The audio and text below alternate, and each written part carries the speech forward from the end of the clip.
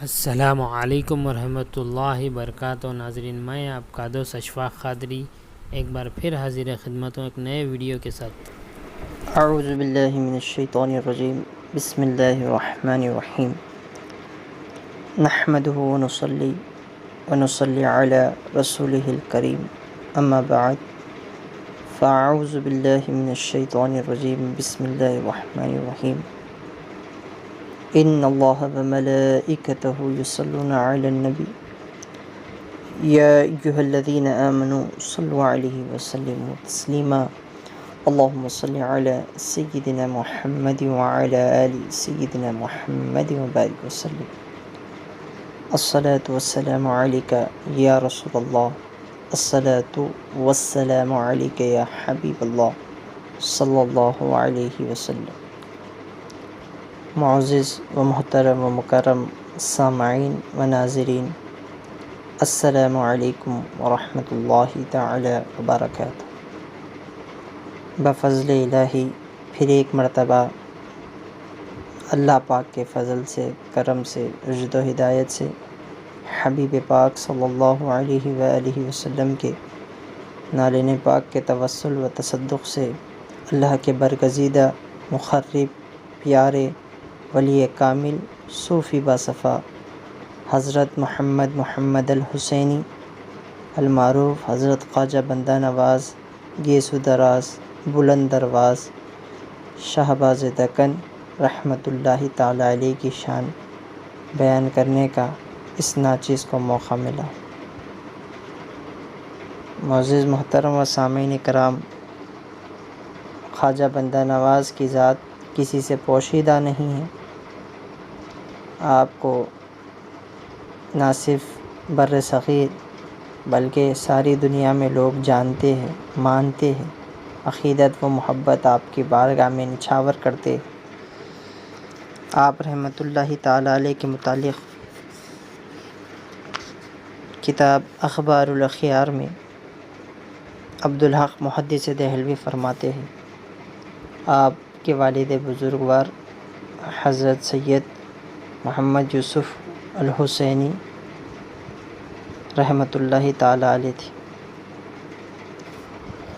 4 برس کی عمر میں چونکہ آپ دلی میں مقیم تھے اور آپ حسینی سادات ہیں، یعنی حضرت امام حسین رضی اللہ تعالی عنہ سے جا کر آپ کا واسطہ ملتا ہے، انہی کے شہزادوں میں آپ کو شمار و شامل کیا جاتا ہے۔ دہلی میں آپ کی مبارک مسکن موجود تھا، دولت خانہ موجود تھا، جہاں پر آپ نے آنکھ کھولی۔ 4 برس کی عمر میں آپ دولت آباد اپنے والد بزرگوار کے ساتھ، اپنے اہل خانہ کے ساتھ تشریف لے آئے۔ 11 برس کی عمر میں آپ کے والد بزرگوار کا انتقال ہو گیا۔ پھر 15 برس کی عمر میں آپ دوبارہ دہلی تشریف لے گئے۔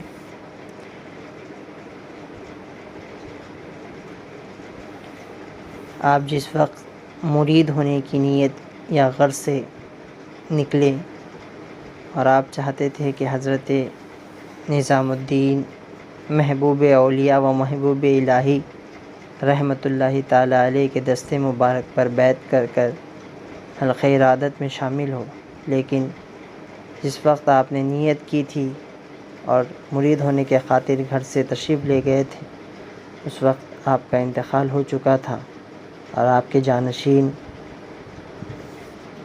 حضرت شیخ نصیر الدین محمود چراغ دہلوی رحمۃ اللہ علیہ مقرر ہو گئے تھے اور وہی صاحب مسند پر فائز ہو گئے تھے۔ بہرحال آپ حضرت نصیر الدین شاہ چراغ دہلوی رحمۃ اللہ تعالی علیہ کے دستے مبارک پر بیعت کر کر حلقہ ارادت میں شامل ہوتے ہیں، سلسلہ چشت میں شامل ہوتے ہیں۔ ابتدائی تعلیم حاصل کی، ظاہری طور پر آپ نے بے شمار کتب پڑھے ہیں، اور حضرت پیر نصیر الدین شاہ چراغ دہلوی رحمۃ اللہ تعالی علیہ اکثر فرماتے کہ اے محمد، جتنا ہو سکا ظاہری علم حاصل کرو، کتابیں پڑھا کرو اور مضبوطی سے مطالعہ کیا کرو۔ بعد از جب آپ ظاہری علوم سے فارغ ہو گئے، علم شریعت حاصل کر چکے، تو اب طریقت، معرفت اور حقیقت کے باب بھی آپ پر جو ہے کھلنا شروع ہو گئے۔ آپ خود فرماتے ہیں بندہ نواز رحمۃ اللہ تعالی علیہ 7 برس کی عمر سے 7 ایئر سے میں نے کبھی کوئی نماز قضا یا چھوڑی نہیں اور کبھی کوئی روزہ چھوڑا نہیں۔ آپ رحمۃ اللہ تعالی علیہ کی ذات مبارکہ بے شمار کمالات میں منبع تھی۔ آپ رحمۃ اللہ تعالی علیہ چونکہ آپ کے پیر و مرشد اس وقت کے شیخ الاسلام تھے، پیر و مرشد کی نظر عنایت کے توسل سے آپ کو یہ مقام تو حاصل ہوا ہے، لیکن آپ کی ریاضت، مشاہدات، تقویٰ بھی اعلیٰ درجے کا تھا۔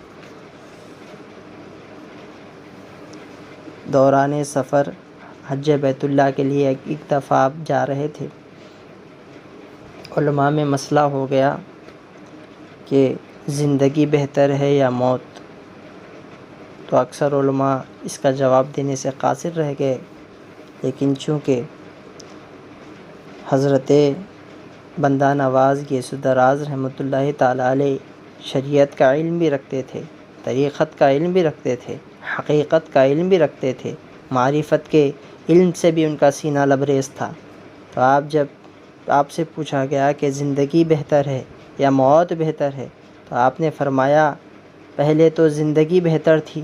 پہلے سے مراد کب؟ جس وقت کونین کے والی، خسرو خوباں، سیاہ لامکاں، نازش ہر دو جہاں، حضرت محمد مجتبیٰ صلی اللہ علیہ وسلم کی مبارک ذات بابرکات بشریت کے آئینے میں زندگی گزار رہے تھے، اس فرش پر آقا جلوہ فرما رہے تھے، تو زندگی بہتر تھی۔ لیکن جب سے آقا نے یہ روپ رنگا ہے، آقا جس روپ میں آج موجود ہے، جس رنگ میں آج موجود ہے، جب سے آپ نے یہ اختیار کیا ہے تو موت بہتر ہے۔ اس طرح سے آپ نے تشریح فرما دی کہ زندگی اور موت میں کیا بہتر۔ فرمایا کہ جس وقت آقا بنفس نفیس موجود تھے تو اس وقت زندگی بہتر تھی، آقا جس طرح آج موجود ہے تو اس وقت موت بہتر۔ بہرحال بندہ نواز گیسو دراز رحمۃ اللہ تعالی علیہ شریعت پر کامل رہتے تھے، صلاۃ الصوم کے روزے رکھا کرتے تھے۔ آپ رحمۃ اللہ تعالی علیہ کی بے شمار کرامتیں، ایک کرامت کا ذکر کرتا چلوں۔ حضرت بندہ نواز گیسو دراز بلند درواز شہباز دکن رحمۃ اللہ تعالی علیہ ایک دفعہ مسجد کو جا رہے تھے نماز پڑھانے کے لیے، چونکہ ہر دور میں منافق، دشمن، حاسدین موجود ہوتے ہیں، اس وقت بھی موجود تھے۔ ایک خاتون نے اپنے لڑکے کو کہا کہ تم جنازے کی چارپائی پہ لیٹ جاؤ اور اس طرح سے سلوک کرنا جس طرح سے تم مردہ ہو۔ ہم محمد الحسینی سے کہیں گے کہ نماز جنازہ پڑھا دو، اور جو ہی وہ تکبیر کہیں گے تم ہنستے ہوئے اٹھ کھڑے ہونا۔ اس طرح سے حضرت خواجہ بندہ نواز کی بے عزتی ہو جائے گی، بے حرمتی ہو جائے گی، وہ لوگوں میں مذاق بن جائیں گے۔ اس طرح سے وہ لوگ سازش کر چارپائی لا کر اس لڑکے کو لٹا کر حضور بندہ نواز رحمۃ اللہ تعالی علیہ کی بارگاہ میں پیش کرتے ہیں۔ مسجد میں جنازہ لایا جاتا ہے، نماز کے بعد کیا فرماتے ہیں کہ اے محمد الحسینی رحمہم اللہ علیہ، نماز جنازہ ادا فرما دیجیے۔ آہا قربان جائیے، بصیرت بندہ نواز دیکھیے کیسی ہے۔ حضرت خواجہ بندہ نواز رحمۃ اللہ تعالی علیہ فرماتے ہیں نماز مردوں کی پڑھائی جاتی ہے، زندوں کی نہیں۔ نماز جنازہ مردوں کی پڑھائی جاتی ہے، زندوں کی نہیں۔ آپ لوگ فرماتے ہیں کہ یہ مردہ ہی ہے جو چارپائی میں لیٹا ہے، زندہ نہیں ہے، حالانکہ حقیقت میں وہ زندہ رہتا ہے، لیکن وہ لوگ کہتے ہیں یہ مردہ ہی ہے، آپ نماز پڑھائیے۔ پھر خواجہ بندہ نواز رحمۃ اللہ تعالی علیہ فرماتے ہیں نماز مردوں کی پڑھائی جاتی ہے، زندوں کی نہیں۔ بہرحال جب زیادہ اصرار کرنے لگتے ہیں تو آپ کہتے ہیں ٹھیک ہے میں پڑھا دیتا ہوں۔ بہرحال آپ پہلی تکبیر کہتے ہیں، چونکہ وہ لوگ سازش یہ طے پائے تھے کہ جب پہلی تکبیر کہیں گے تو تم جنازے میں سے اٹھ کھڑے ہو جانا، چارپائی میں سے ہنسنے لگنا، جس سے حضرت بندہ نواز رحمۃ اللہ تعالیٰ علیہ کی عزت بے عزتی میں تبدیل ہو جائے گی، لوگ جو ہے مذاق کرنے لگیں گے۔ لیکن حضور بندہ نواز کے لب اقدس بھی کیسے لب اقدس ہے، یہ اللہ کے کیسے مقرب و منتخب کیے گئے بندے ہیں۔ حضرت بندہ نواز گیسو دراز رحمۃ اللہ تعالیٰ علیہ پہلی تکبیر کہتے ہیں، دوسری تکبیر کہہ رہے ہیں، تیسری تکبیر کہہ رہے ہیں، چوتھی تکبیر کہہ رہے ہیں، دیکھتے ہی دیکھتے نماز جنازہ مکمل ہو جاتی ہے، لیکن جو ہے جسم میں کوئی حرکت نہیں ہے۔ جنازے میں جو شخص زندہ لیٹا تھا اس میں اب کوئی حرکت ہی نہیں رہے۔ فوراً نماز جنازہ کے بعد اس کی ماں اور دیگر لوگ جنازے کے قریب جاتے ہیں، دیکھے تو ہوتا کیا ہے کہ اس شخص کی روح پرواز ہو چکی ہے، اس شخص کی روح تن سے جدا ہو چکی ہے۔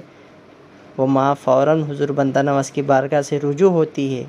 اللہ والوں کی شان تو دیکھیے کیسی ہے، اللہ والے منافق ہو، حاسد ہو اور دشمن بھی ہو اس کو بھی جو ہے اپنی بارگاہ سے فیض عطا کرتے ہیں۔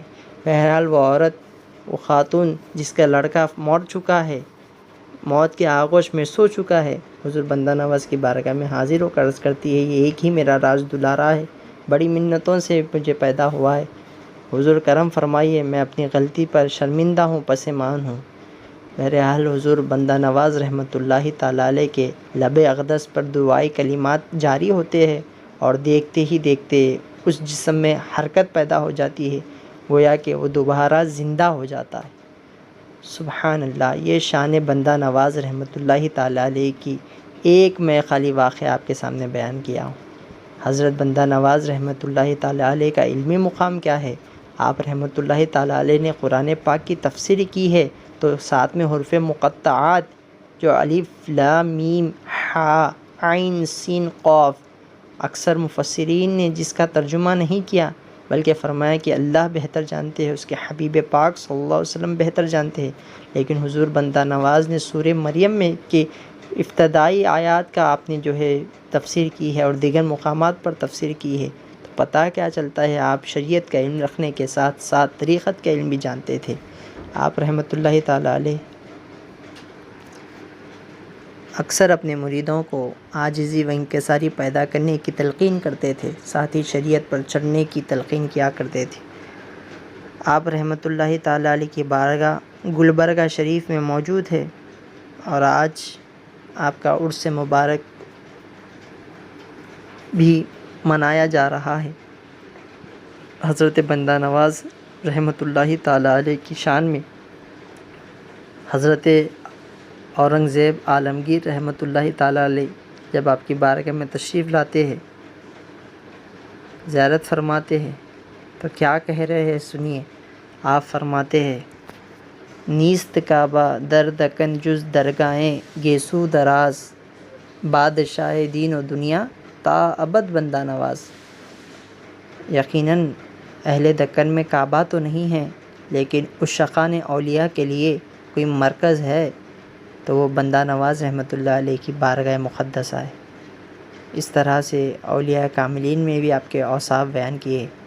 آخر میں اللہ پاک سے دعا ہے کہ اللہ پاک ہمیں اور آپ کو حضور بندہ نواز رحمۃ اللہ تعالیٰ علیہ کے اقوال پر، ملفوظات پر اور آپ کے تعلیمات پر عمل کرنے کی توفیق عطا فرمائے۔ ہم تمام کو ایک اور نیک ہونے کی توفیق عطا فرمائے، اور اولیاء کاملین سے بے پناہ محبت، عقیدت، نسبت رکھنے کی توفیق عطا فرمائے۔